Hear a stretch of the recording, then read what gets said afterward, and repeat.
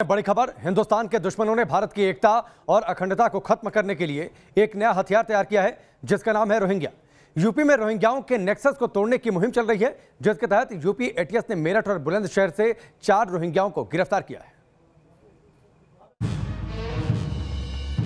हाफिज शमीउल्लाह, मोहम्मद इस्माइल, अजीजुल रहमान, मुफीजुर रहमान, ये तो महज चंद मोहरे हैं जिन पर भारत में अवैध तरीके से रोहिंग्या मुसलमानों की घुसपैठ कराने का जिम्मा सौंपा गया था। इनका टारगेट था यूपी। आरोप है कि ये रोहिंग्या मुसलमानों को फर्जी दस्तावेज के सहारे ठिकाना बनाने में मदद करते थे। अब एक एक कर इन मोहरों पर कानून का शिकंजा कसता जा रहा है। मास्टरमाइंड नूर आलम उर्फ रफीक के इनपुट पर अवैध रूप से रह रहे 4 रोहिंग्याओं को यूपी एटीएस ने मेरठ और बुलंदशहर से धर दबोचा है। गिरफ्तार किए गए 4 व्यक्ति जिनका नाम और पता हमने आपको दे रखा है।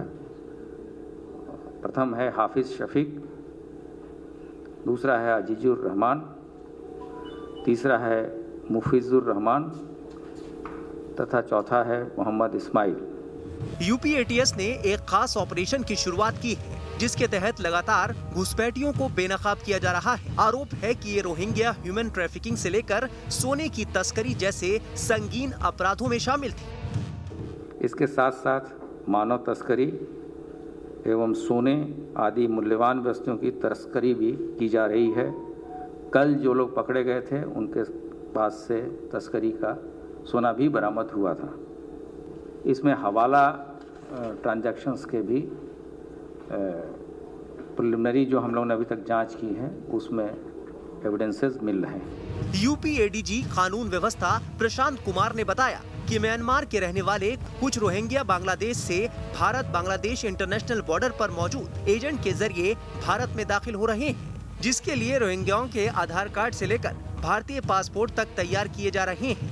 ये लोग उनका United nation high commissioner for refugee card बनवाते हैं तथा उनसे भारी राशि वसूल करके उन्हें भारतीय नागरिक के रूप में भारत में अवैध रूप से बतौर नागरिक स्थापित करने हेतु मूल्यवान कूट रचित प्रपत्र तैयार कराते हैं। देश में घुसपैठ करने वाले रोहिंग्याओं का इस्तेमाल ह्यूमन ट्रैफिकिंग से लेकर हवाला कारोबार में किया जा रहा है।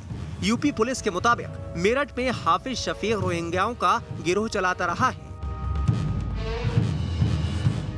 यूपी पुलिस के मुताबिक मेरठ में हाफिज शफीक रोहिंग्याओं का गिरोह चला रहा था, जो महिलाओं की हवाई मार्ग से मलेशिया जैसे देशों में तस्करी के मिशन में शामिल था।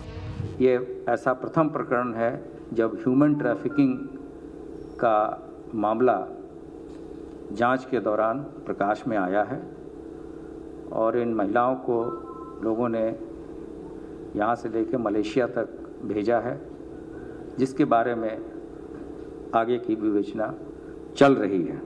ये गिरोह गलत दस्तावेजों के जरिए नौकरियां दिलाकर कमीशन लेता था, साथ ही हवाला के जरिए काले धन का आदान प्रदान करते थे। घुसपैठिए बिचौलियों के जरिए यूपी में आते हैं। एक बड़े प्लान के तहत इन्हें बसाया जाता है। इनके रहने, खाने और काम दिलाने का इंतजाम किया जाता है। ये लोग फर्जी पते का इस्तेमाल करते हैं। पिछले दिनों यूपी एटीएस ने 2 रोहिंग्या युवकों को गिरफ्तार किया था।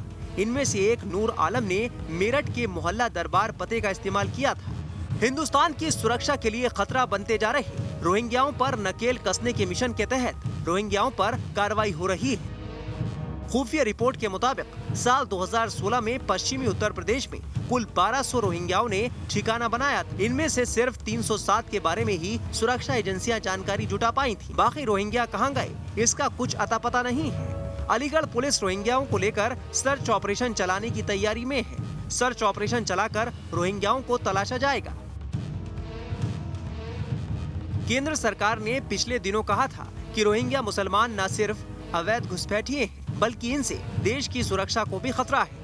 इन्हें रहने की अनुमति देने से अपने देश के नागरिकों के हित प्रभावित होंगे, तनाव पैदा होगा, लिहाजा इनकी पहचान होना जरूरी है। अवैध तरीके से भारत में करीब 40,000 रोहिंग्या के होने की बात कही जाती है। जम्मू, दिल्ली और यूपी में इनका अहम ठिकाना है।